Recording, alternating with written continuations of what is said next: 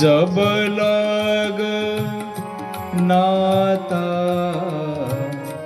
जाति का,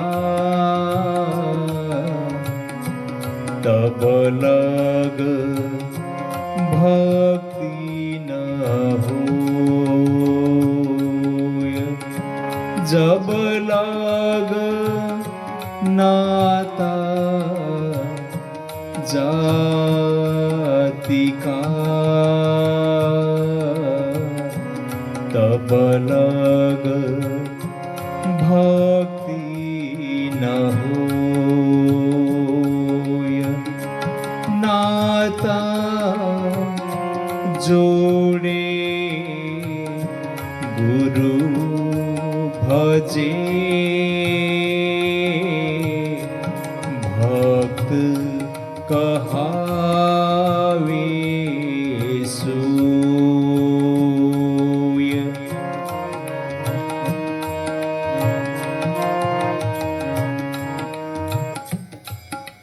जब तक जाति पांति का अभिमान है, तब तक कोई भक्ति नहीं कर सकता।